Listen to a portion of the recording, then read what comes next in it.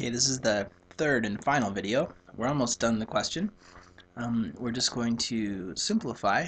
Remember, the whole point here is we're just trying to solve for EA, the activation energy. So at this point, you might just want to pause it and see if you can finish it off on your own. And you can just check your answers here. So I've got 623 multiplied by 543 on the denominator. So if I want to get rid of that, I need to multiply both sides of the equation by 623 and 543. So the next step would look something like that. So 623 times 543 times 8.314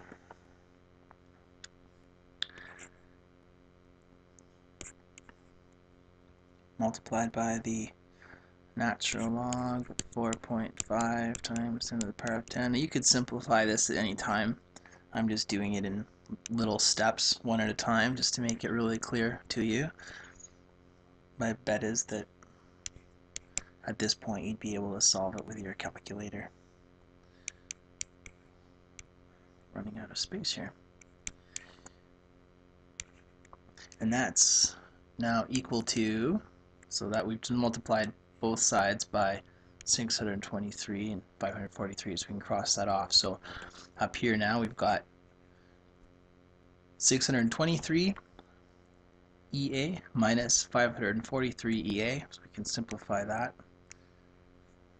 80 times the activation energy. Okay. And now it's just some pretty straightforward math. We'll multiply these three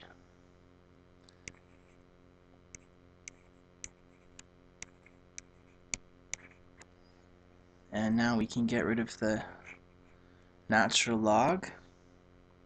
And definitely make sure you can do this on your calculator.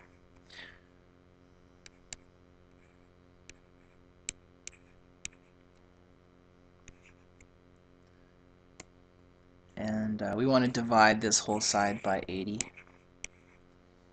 so that we can get rid of that.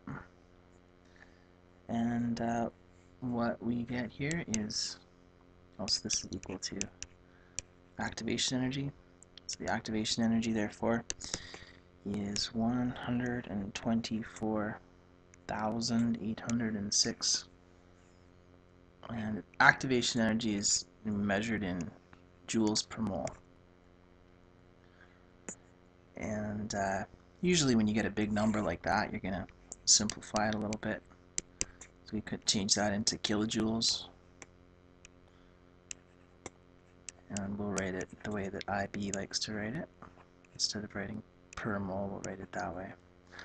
So that is our final answer.